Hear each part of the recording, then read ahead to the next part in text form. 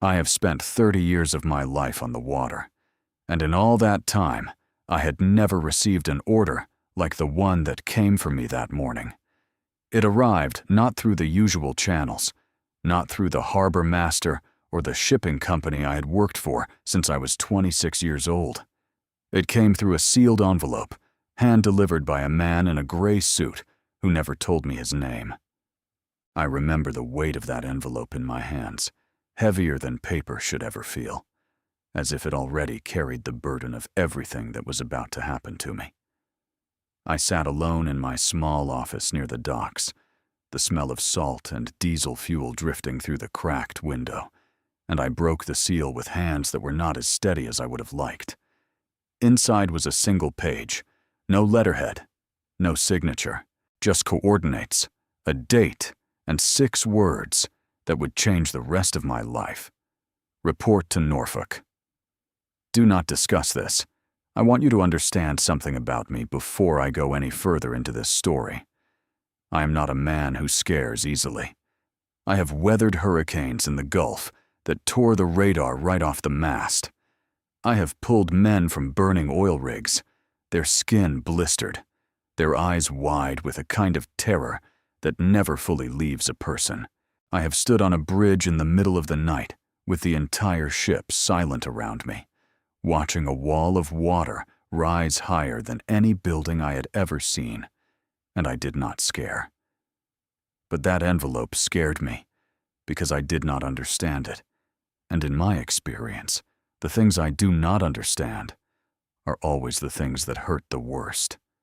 I drove to Norfolk 2 days later, my duffel bag in the back seat, my wife Carol standing in the driveway with her arms crossed, the way she always did when she knew I was leaving, but didn't know why. She had asked me a dozen times what this assignment was, and a dozen times I had told her the truth, which was that I didn't know.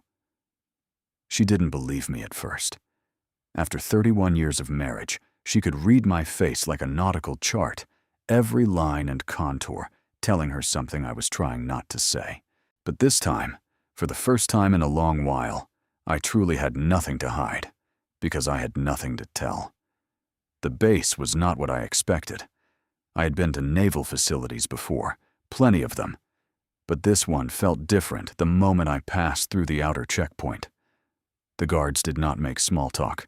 They did not ask about my drive or comment on the weather the way soldiers usually do when they are bored and cold and looking for a human moment in an inhuman job. They checked my identification twice, ran it through a machine I did not recognize, and waved me through without a single word. Inside a low concrete building with no windows, I was led to a room where 3 men sat waiting for me. 2 wore uniforms I recognized. The third wore a plain navy suit, and something about the way he held himself told me immediately that he was the one actually in charge, regardless of what any insignia might have suggested otherwise. He introduced himself only as Mr. Halloway, and he did not offer his rank, his agency, or his reason for being there. He simply set a folder on the table between us and slid it toward me with 2 fingers, like a man dealing a card he already knew would win the hand. "Captain Raymond," he said, "we have a vessel and a crew ready for you. What we need from you is discretion, and a willingness to follow instructions you may not fully understand until we are already at sea." I asked him what kind of mission required that sort of blind faith from a civilian sailor with no clearance beyond his own 2 eyes. He did not answer directly. Instead, he opened the folder himself and turned it so I could see the first photograph inside. It was grainy, taken from what looked like a great distance, showing a section of dark ocean with something pale and impossibly smooth breaking the surface. It did not look like any whale I had ever seen. Did not look like any wreckage either. It looked, if I am honest with you now the way I wasn't able to be honest with myself then, like something that did not belong in our world at all. I did not sleep that night in the barracks they assigned me. I lay on a thin mattress listening to the hum of an air conditioning unit that never seemed to shut off, turning that photograph over and over in my mind, trying to make it fit into some category I already understood. A submarine, a prototype, a piece of experimental technology from a rival nation, perhaps, something sleek and secret that had gone down in international waters and needed to be recovered before anyone else found it first. I told myself these stories because they were easier to believe than the alternative, and because a man who has spent his whole life on the ocean needs, more than anything, a way to explain the things he sees. By morning, I had signed papers I was not permitted to keep copies of, and I had met 4 members of my new crew, men I had never worked with before, each of them carrying that same quiet, unreadable calm that Holloway wore like a second skin. There was Dale Whitfield, a sonar technician with sharp eyes and a habit of tapping his pen against his teeth when he was thinking.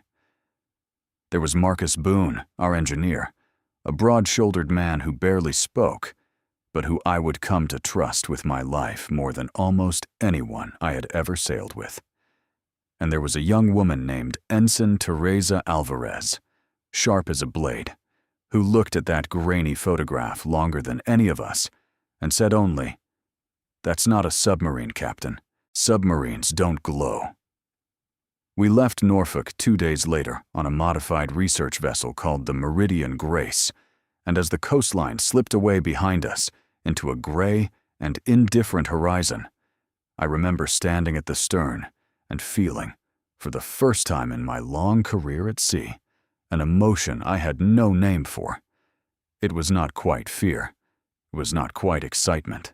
It sat somewhere in between the two, cold and electric, and it followed me every single day of the voyage that was still to come. 3 days into our voyage, Holloway finally gave me the coordinates that mattered, a stretch of open Atlantic roughly 400 miles from the nearest shipping lane, an area so empty of maritime traffic that even the old charts marked it with nothing but blank blue space.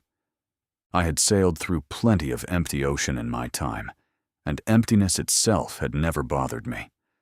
What bothered me was the way Holloway said the number, the way his voice dropped slightly, as if even he did not fully trust what waited for us there. I plotted the course myself, the way I always did, running my finger along the chart the old-fashioned way, even though the ship's computer could have done it in half a second. There is something about touching the paper, about feeling the distance beneath your own hand, that keeps a captain honest with himself. As I traced that line toward the coordinates, I noticed something strange in the surrounding data Holloway's people had loaded into our systems. Weather patterns in that region had been unusually calm for the past 6 weeks, an almost unnatural stillness in a part of the Atlantic that typically saw its share of rough water this time of year. Dale noticed it too, hunched over his sonar station, with his headphones pressed tight against his ears. "Captain," he said on our 4th night out, "you should come look at this." I walked over and put on the spare headset, and for a long moment I heard nothing but the ordinary static hum of deep ocean, the distant clicks of some pod of dolphins far off to the north. And then, beneath it, so faint I almost dismissed it as an equipment fault, I heard something else, a low, rhythmic pulse, steady as a heartbeat, coming from directly ahead of us on our current heading. "Could be geological," Marcus offered from across the room, not looking up from the engine readouts he was studying. "Underwater vents do that sometimes. Pressure releases." Dale shook his head slowly. "Vents don't have a pattern like this. This is regular. Too regular." He looked up at me, and in his eyes I saw the first genuine flicker of unease I had witnessed in any of my new crew. "It's like something is broadcasting, Captain, like it's calling out." I did not sleep well again that night, and I found myself standing on the outer deck near 2 in the morning, the air cold and heavy with salt, the stars unusually bright given the total absence of any coastal light pollution this far out. I have always found comfort in the stars at sea. They are the one constant, the one thing that does not change, no matter how far you travel or how strange the water beneath you becomes.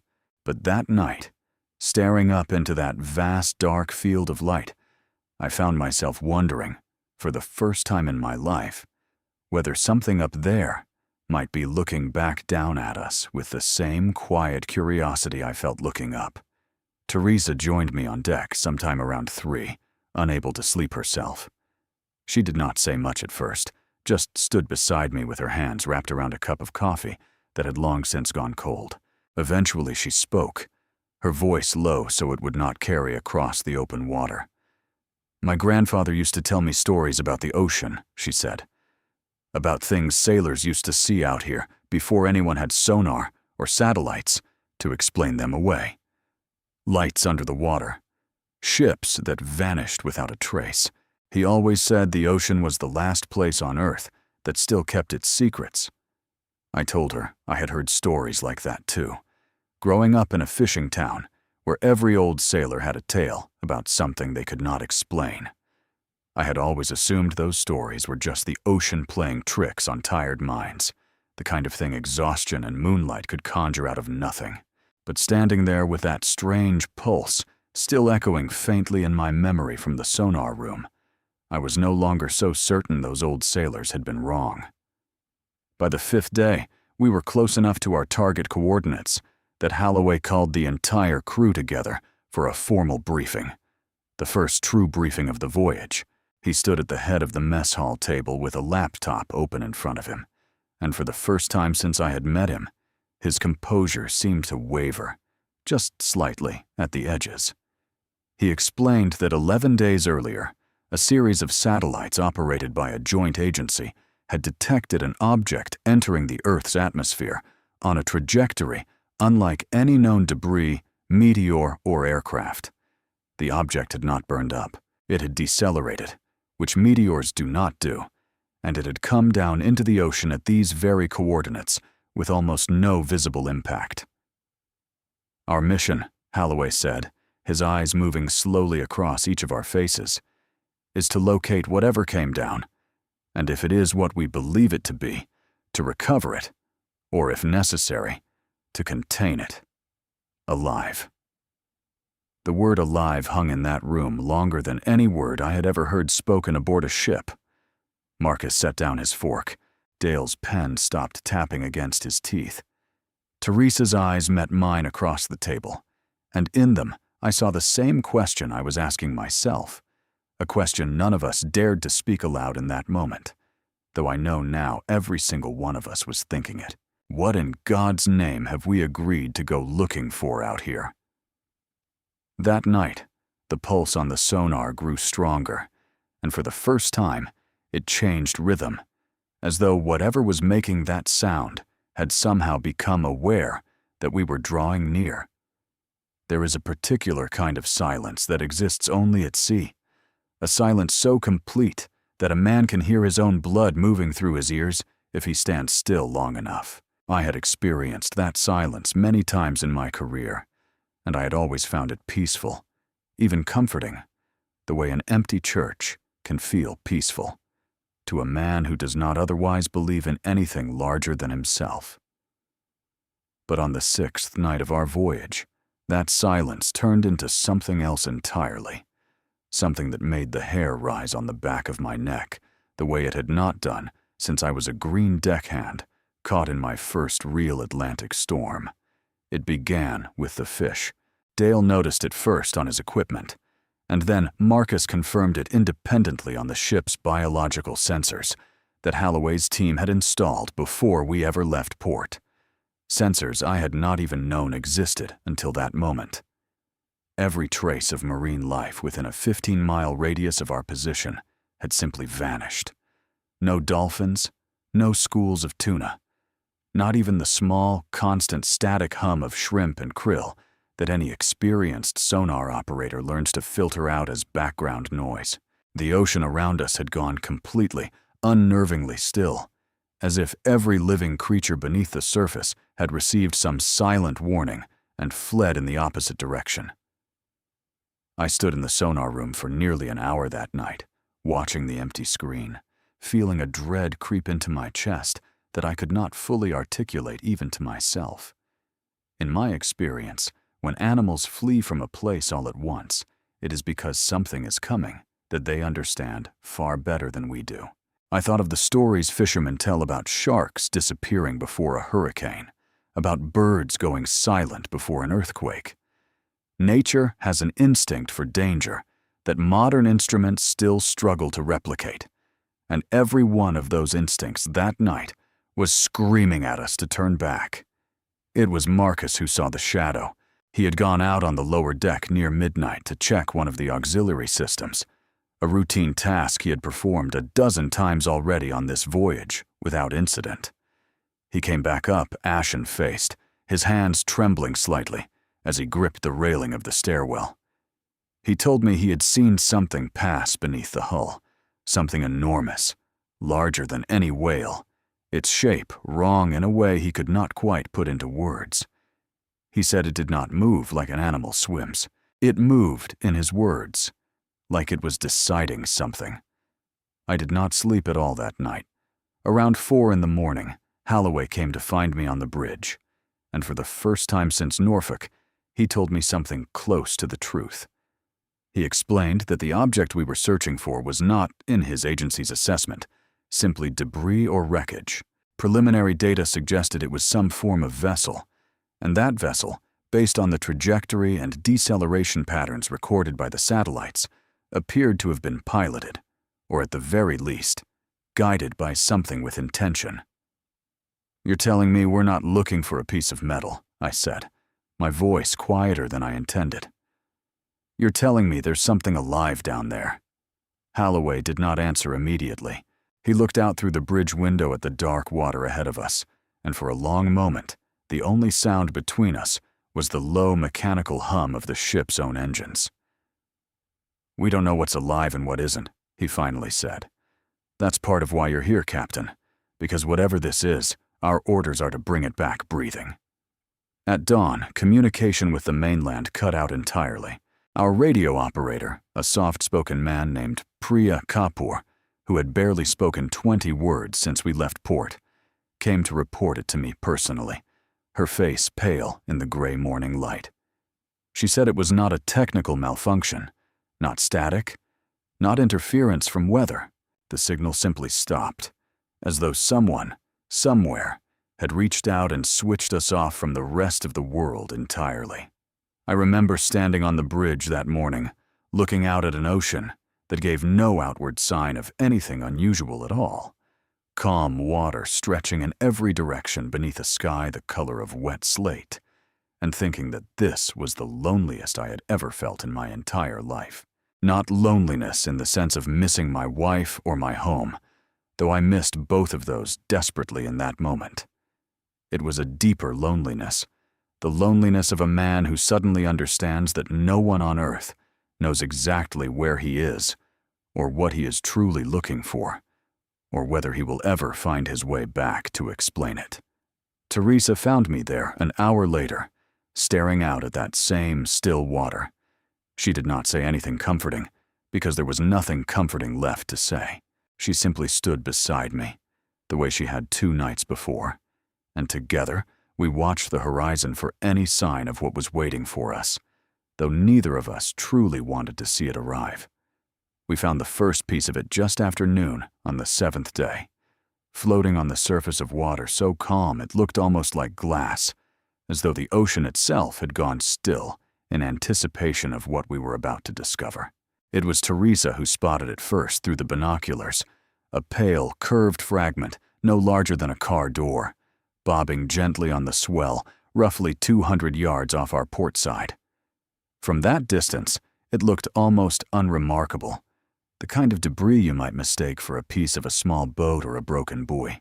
It was only once we brought it aboard that any of us understood we were looking at something that did not belong to this world at all. The material was unlike anything Marcus had ever encountered in 20 years as a marine engineer. It was light, almost impossibly light for its size, and yet when he tapped it with a wrench, it produced a sound closer to struck stone than struck metal. There were no rivets, no welding seams, no evidence of manufacture in any conventional sense. It looked, in Marcus's own words as he turned it over carefully in his gloved hands, like it grew this way, not like somebody built it. Dale ran a handheld scanner over the fragment that Holloway's team had provided, and the readings made no sense to any of us.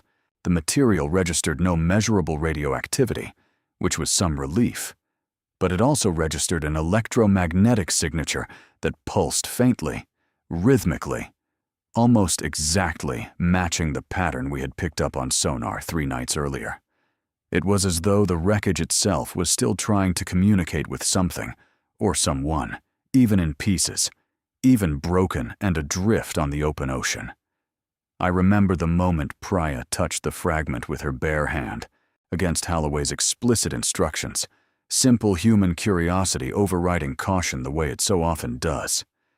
She gasped and pulled her hand back immediately, though she insisted afterward that it had not hurt her. She said it felt warm, unnaturally warm, like touching skin rather than metal or stone, and that for just an instant, she thought she had felt something like a pulse beneath her palm, faint but undeniably present. That evening, tension aboard the Meridian Grace reached a point I had not anticipated, even after everything we had already witnessed. 2 of the younger crew members, brothers Holloway had brought aboard from some unnamed division I still did not fully understand, approached me privately in the mess hall and asked, quietly but firmly, whether I intended to continue the mission, or whether I would consider requesting an early return to port. I did not have an easy answer for them. Every instinct I had built over 3 decades at sea told me that when things feel wrong, a good captain turns his ship around. But something else, something I could not fully name even to myself, kept me moving forward. I confronted Holloway that night in his cabin, demanding to know exactly what his agency already understood about the material we had recovered, and exactly what they were not telling the rest of us. He was more forthcoming than he had been at any previous point in the voyage, though I sensed even then that he was still holding something back, some deeper truth he was not yet willing to share. He told me that this was not the first such object his division had recovered. He told me there had been others, decades earlier, recovered under circumstances that remained classified even to men at his own level of clearance. And he told me, in a tone that chilled me more than anything else he said that night, that every previous recovery operation had ended the same way, with something still alive inside the wreckage. I asked him directly what had happened to those previous discoveries, what had become of whatever, or whoever, had been found alive. He looked at me for a long moment before answering, and in his eyes I saw something I had not expected to find in a man like him. I saw guilt. "They don't stay in the ocean," he said quietly. "That's all I'm cleared to tell you, Captain. They don't stay in the ocean, and they don't stay in Norfolk either." I left his cabin that night with more questions than I had walked in with, and for the first time since accepting this mission, I found myself questioning not just what we were searching for, but what exactly my country intended to do with it once we found it. I thought of my wife, Carol, back home, unaware that her husband was somewhere in the middle of the Atlantic, chasing the wreckage of something that should not exist, something tied, I was beginning to suspect, to secrets far larger and far older than any of us aboard this small research vessel could fully comprehend. Near midnight, Dale burst into my quarters without knocking, his face flushed with a mixture of excitement and fear I had not seen in him before. "Captain," he said, breathless, "the pulse on sonar just changed again. It's not coming from ahead of us anymore. It's coming from directly below." I have tried many times since that night to find the right words to describe what I witnessed, and I have never fully succeeded, because the English language, built as it is for a world of familiar and expected things, does not contain the vocabulary for what came up out of that ocean. It happened just after 2 in the morning on the 8th day of our voyage, the sky clear and star-filled above us, the sea beneath us calm in that same unnatural stillness that had followed us for days.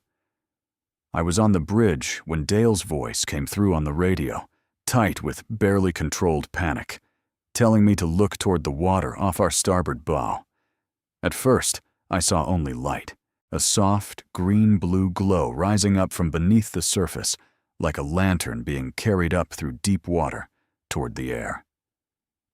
The entire crew gathered along the railing in near silence, and I remember Priya's hand, finding mine in the darkness and gripping it tightly, though I do not think either of us was consciously aware of the gesture in that moment. We simply stood together, watching as the light grew brighter and closer, until finally the water directly ahead of us broke apart and something rose into the night air. It was not a ship, not in any sense that word has ever meant to me. It was smooth and curved, roughly the size of a small fishing vessel, its surface the same pale material we had already recovered in fragments, though whole now, seamless and impossibly elegant in a way that felt almost organic. There were no visible engines, no exhaust, no sound at all beyond a low hum that seemed to vibrate, not through the air, but directly through the deck plates beneath our feet, up through our boots, into our bones. For nearly a full minute, nobody spoke. Nobody moved. We simply stood there in the cold night air, staring at something that defied every explanation any of us had been taught to expect from the natural world. And I think in that moment, every one of us understood that our lives had been divided permanently into a before and an after.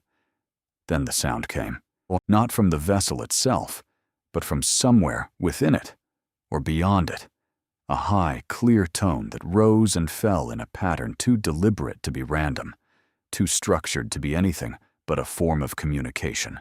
Teresa, standing beside me at the railing, whispered that it sounded almost like singing, and though I had never thought of myself as a man given to poetic comparisons, I found I could not disagree with her.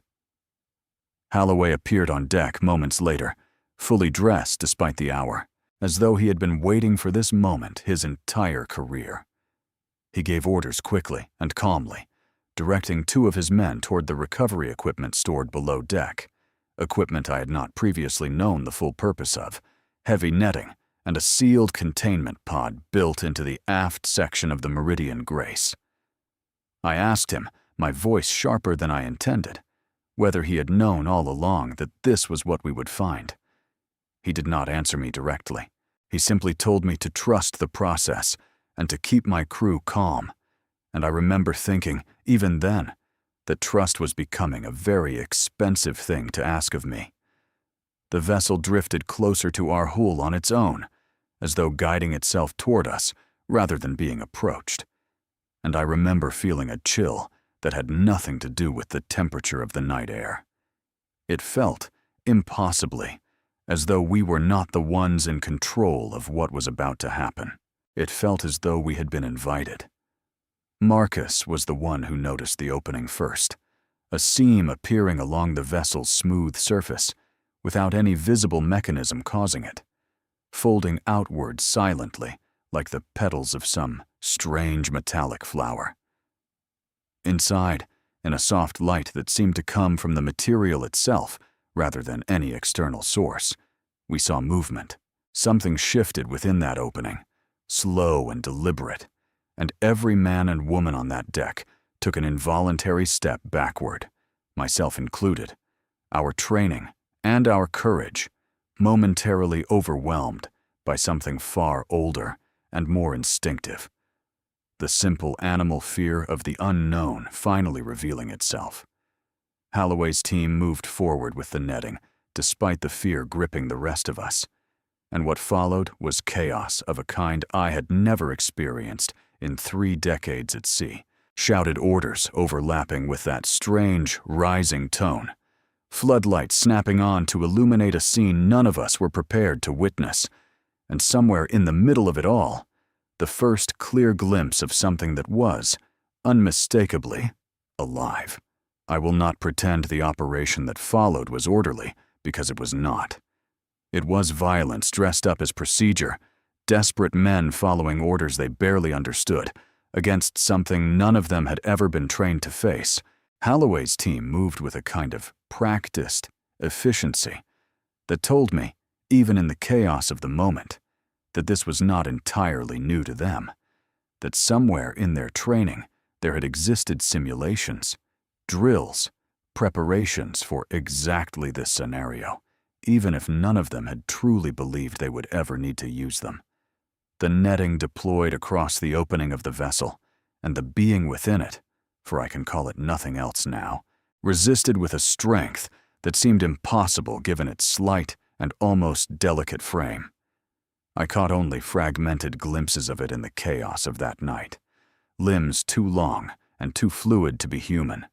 Skin that shifted color faintly under the floodlights, the way certain deep-sea creatures do when threatened.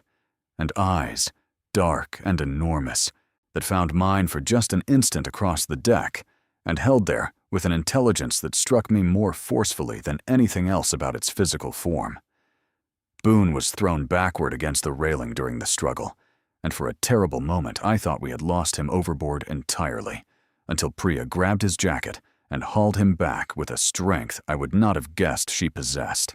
His arm was broken in the fall, the bone visibly wrong beneath his sleeve, and his cry of pain cut through the strange, rising tone still emanating from the vessel, a sound so purely human and so purely painful that it seemed, for just a moment, to give the rest of us something solid to hold on to amid all that impossible strangeness.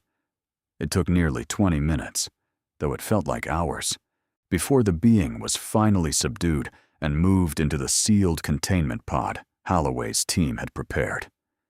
I remember standing over that pod afterward, my hands still shaking, watching through a reinforced window as the creature curled itself into the corner of its new confinement, its enormous dark eyes fixed not on any of the armed men surrounding it, but on me, standing slightly apart from the rest, as though it somehow understood that I was the one responsible for this vessel, and therefore, in some small way, responsible for what had just happened to it. Holloway approached me afterward, his composure returning with unsettling speed, given everything we had just witnessed. He thanked me for my crew's cooperation, and I remember the anger that rose in me at the casualness of his tone, as though we had simply completed a difficult but routine fishing expedition, rather than committed an act of violence against something that might, for all any of us truly knew, possess a mind and a soul equal to our own. "You call this a capture?" I said to him, my voice low and hard. "I call it an assault on something that never threatened us." Holloway's expression did not change, but something behind his eyes flickered, just briefly. Something that might have been doubt, or might have been guilt, though he buried it quickly beneath the same professional mask he had worn since Norfolk. "Captain," he said, "I understand this is difficult, but I need you to trust that there are reasons for everything happening here tonight, reasons far beyond either of our pay grades." I did not sleep at all that night, and near dawn, unable to lie still in my quarters any longer, I made my way down to the lower deck where the containment pod had been secured. 2 armed guards stood watch outside it, and though they hesitated at first, my rank and my role as captain of this vessel eventually earned me a few minutes alone at the small viewing window. Inside, the creature had gone still, curled in the corner of its enclosure, its strange skin now a dull gray blue in the low light, but its eyes were open, and they found mine again the moment I appeared at the window, holding my gaze with a steadiness that felt almost deliberate, almost patient, as though it were waiting for something, or someone, to understand what it could not yet find a way to say. I stood there for a long time in the quiet hum of the ship's engines, feeling the full weight of what we had done settle over me like a physical thing, and for the first time since receiving that sealed envelope back in my small office by the docks, I found myself wondering whether I had made a terrible mistake in accepting this mission at all. Boone's injury kept him confined to the medical bay for the better part of 2 days, and in that time, I found myself drawn repeatedly to the lower deck, standing outside that containment pod during hours when Holloway's men were occupied elsewhere and would not question my presence. I told myself at first that I was simply monitoring the situation as any responsible captain would. But the truth, which I have only come to fully accept in the years since, was that something about that creature's eyes had reached into me in a way I could not ignore, and would not have been able to explain to Carol or to anyone else back home, even if I had tried. On the second night, alone at that small viewing window, I noticed a folder left carelessly on a supply crate near the containment pod, the kind of oversight that happens when exhausted men have been working around the clock without proper rest. I should not have opened it. Every instinct built over decades of following orders at sea told me to leave it exactly where it was. But curiosity, and perhaps something deeper than curiosity, a growing conviction that I was owed the truth about what my crew and I had become involved in, overrode my better judgment entirely. Inside were documents stamped with classifications I had never encountered before, references to a facility in the Nevada desert that I recognized immediately, even without official confirmation, as the place most Americans knew only through rumor and late-night television specials. There were photographs of hangars built into mountainsides, laboratories with equipment unlike anything I had ever seen, and most disturbing of all, images of creatures similar to the one now imprisoned 2 decks below me, though in various states that I will not describe in detail here, states that made clear this was not the first such encounter, and that previous encounters had not always ended with anyone treated with dignity. I sat with those documents for nearly an hour, my hands trembling, piecing together a history that stretched back decades, long before I was even born, a secret continuity of contact and containment that had apparently been operating far beneath the surface of ordinary American life, hidden in plain sight behind a name that had become, over the years, more punchline than genuine mystery. Area 51 was not simply a rumor, a conspiracy theory traded between bored, late-night radio hosts and their sleepless listeners. It was real, and it had been real for a very long time. And now, impossibly, my own small research vessel had become the latest thread in that long and hidden history. I confronted Holloway directly the following morning, laying the documents on the table between us, with none of the caution I had shown in previous conversations. For the first time since Norfolk, I saw him genuinely lose his composure, his face draining of color as he realized what I had found and understood. He did not deny any of it. He simply sat down heavily across from me, rubbing his eyes with the exhaustion of a man who had been carrying a burden far too heavy for far too long. There have been others, he admitted quietly. Recoveries, contacts, going back to the late 1940s, though the details of the earliest incidents are murkier than official reports would have you believe. Every single time, the pattern has been the same.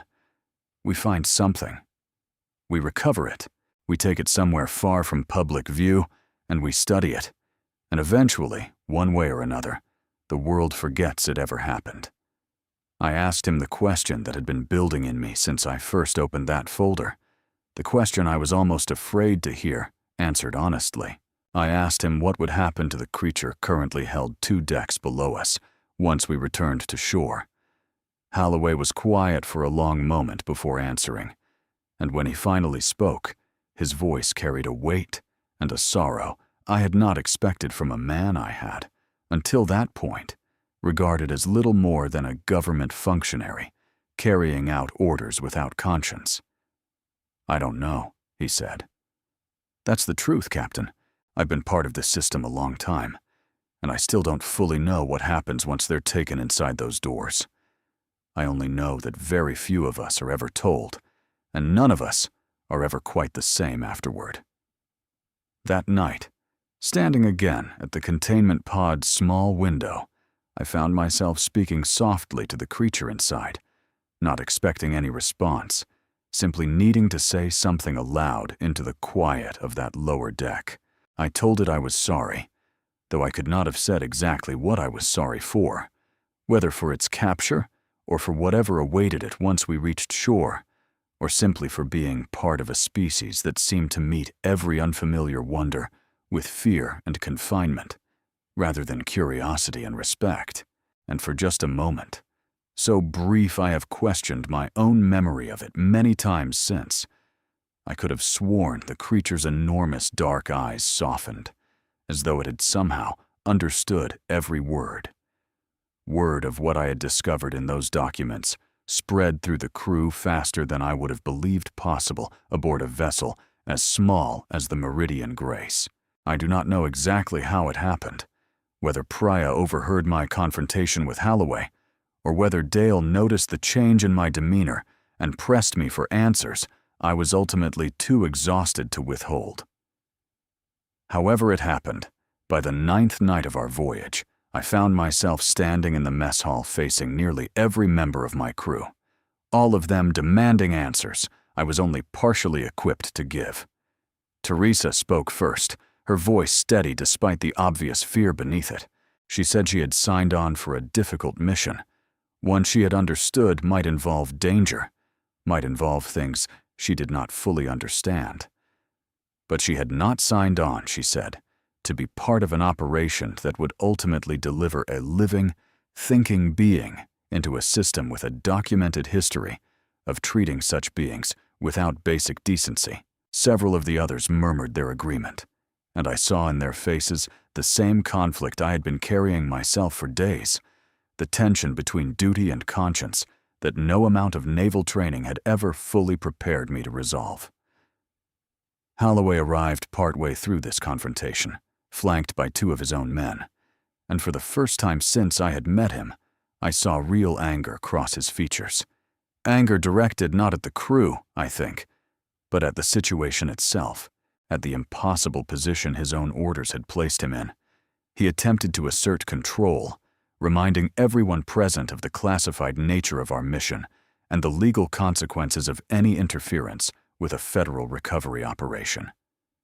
His words, however true they may have been on paper, did little to calm a room full of people who had just watched something living and intelligent dragged screaming into a metal box 2 decks below their feet. It was Marcus, quiet Marcus, who rarely spoke more than a few words at any given meal, who finally said the thing none of the rest of us had been willing to say aloud. He stood slowly, his broken arm still in its sling, and looked directly at Holloway. "We didn't sign up to be jailers," he said. "Whatever that thing is, it never attacked us.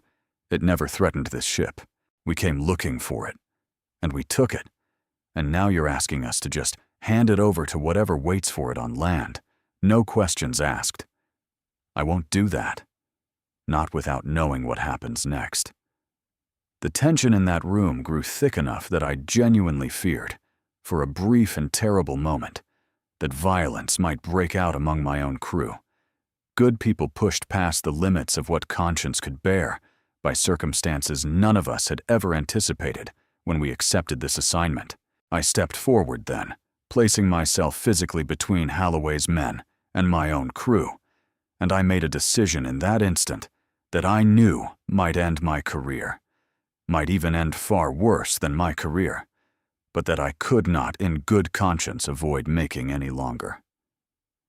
"As captain of this vessel," I said, my voice carrying more authority than I actually felt in that moment, "I am responsible for every person aboard it, and for the manner in which we conduct ourselves at sea.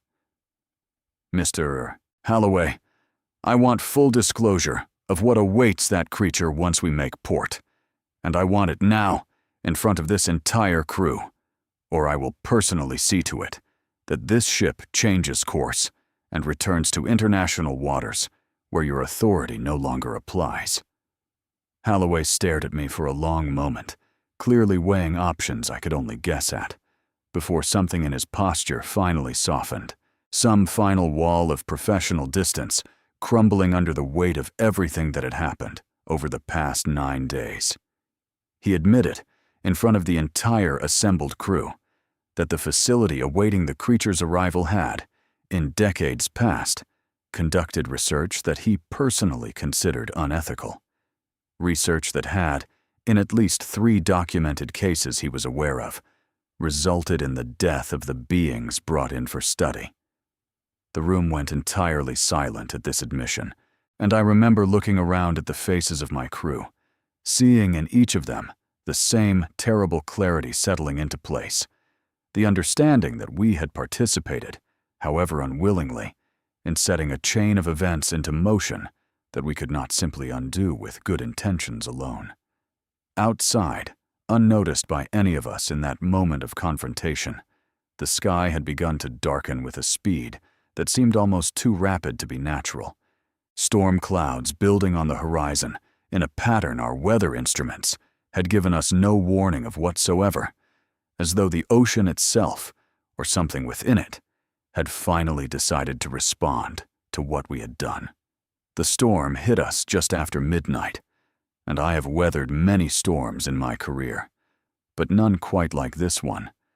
A violence in the water and sky that felt, even to a man as experienced as myself, somehow deliberate rather than merely meteorological. Waves rose higher than any forecast had predicted, slamming against the hull of the Meridian Grace with a force that sent equipment crashing across every deck, and through it all, that same low hum we had first heard emanating from the recovered vessel days earlier returned, now resonating through the entire ship with an intensity that rattled teeth and set nerves on edge. I was on the bridge, fighting to keep the ship steady against waves that seemed determined to tear us apart, when Priya's voice came through on the intercom, breathless and panicked, informing me that the containment pod systems had failed, that the creature we had captured had somehow escaped its confinement amid the chaos of the storm. I remember the cold certainty that settled over me in that moment, a conviction I could not fully explain even to myself, that this storm and that escape were not 2 separate events, but a single unfolding response from something far beyond our understanding or control. I left the bridge in Teresa's capable hands and made my way down through decks that pitched and rolled with a violence that threw me against bulkheads more than once, finally reaching the containment area to find the pod's reinforced door standing open, the creature nowhere in sight, and Holloway standing amid the wreckage of overturned equipment with an expression of pure, undisguised terror on his face, the first time I had seen him afraid since this entire ordeal began. "It's loose somewhere on the ship," he said, his voice shaking in a way that unsettled me more than the storm itself. "We need to find it before—" He did not finish the sentence, but he did not need to. I understood, without him saying it, that whatever fate awaited that creature on land, Holloway's fear now was not for our safety, but for the failure of a mission he had clearly staked far more upon than mere professional duty. I found the creature myself nearly an hour later in the lowest hold of the ship, curled against a bulkhead near an access hatch that led, I realized with a start, toward one of the ship's emergency escape pods, small vessels designed for crew evacuation in the event of catastrophic failure at sea. It looked up at me as I approached, those enormous dark eyes finding mine once again in the dim emergency lighting, and this time I did not feel fear looking into them. I felt something closer to recognition, as though some understanding had passed between us in the days since its capture, that neither of us fully possessed the words to articulate. I made a decision in that hold that I have never regretted, not once, in all the years since, though it cost me more than I could have anticipated at the time.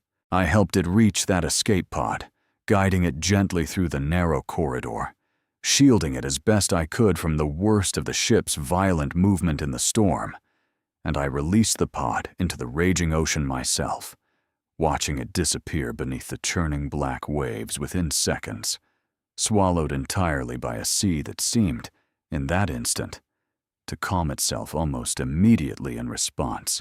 the storm's fury easing as though its purpose had finally been served.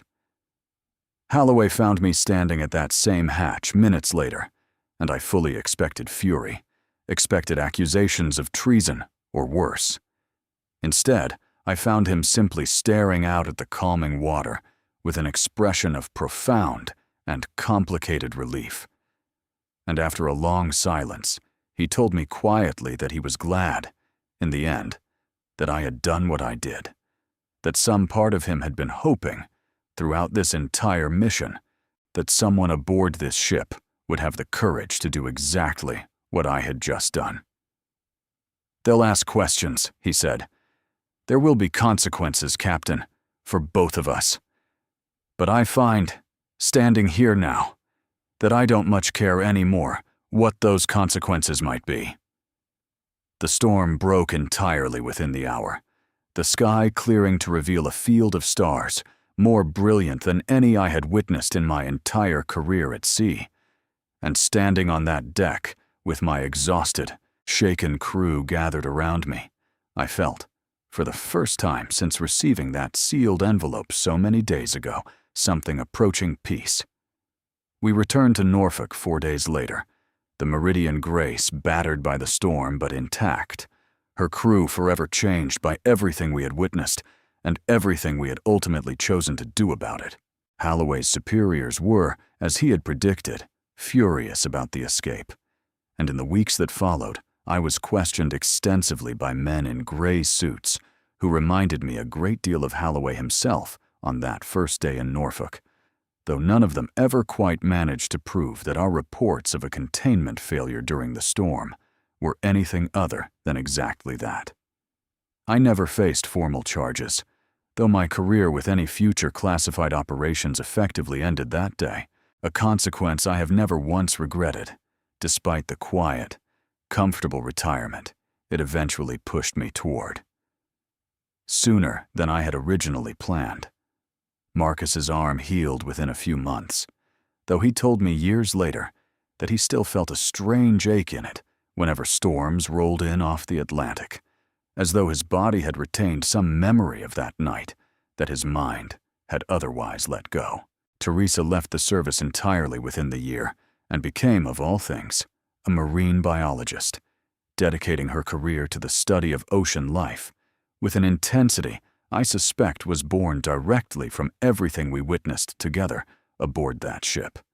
Holloway and I stayed in occasional contact over the years that followed, quiet phone calls every so often, never discussing specifics, always circling carefully around the edges of what we both knew but could never officially acknowledge. He told me once, several years after our voyage, that the facility in Nevada had quietly altered some of its protocols in the years following our mission, though he would never tell me whether our actions aboard the Meridian Grace had anything to do with that change. And I suspect I will never know for certain either way. I went home to Carol 2 weeks after that storm, and I told her, for the first time in our 31 years of marriage, absolutely everything, every detail of that voyage that I was legally forbidden from ever repeating to another living soul. She listened without interrupting me once, and when I finally finished, tears in my own eyes by that point, she simply took my hand across our kitchen table and told me that she had always known the ocean held secrets far larger than any of us fully understood, and that she was proud, more proud than she had ever been in our entire marriage, that her husband had chosen kindness in a moment when kindness had cost him so very much. I think of that creature often, even now, so many years removed from that voyage, wondering where it went after disappearing beneath those calming waves, wondering whether it made its way home, wherever home might have been for a being so entirely beyond my own understanding of the universe. I like to believe it did. I like to believe that somewhere out there, in the vast, dark distances between the stars I used to watch from the deck of my ship, something is still alive, because a handful of frightened, ordinary people aboard a small research vessel found the courage, in one terrible and beautiful night, to choose compassion over duty. I am an old man now, retired from the sea for many years, though I still walk down to the docks most mornings, just to smell the salt air and listen to the gulls crying overhead the way I have my entire life. I sit sometimes on the same bench where I used to eat my lunch as a young deckhand, and I look out at the water, and I think about how much of this world remains hidden beneath its surface, how much mystery still exists in a universe that so many of us assume we have already fully mapped and fully understood.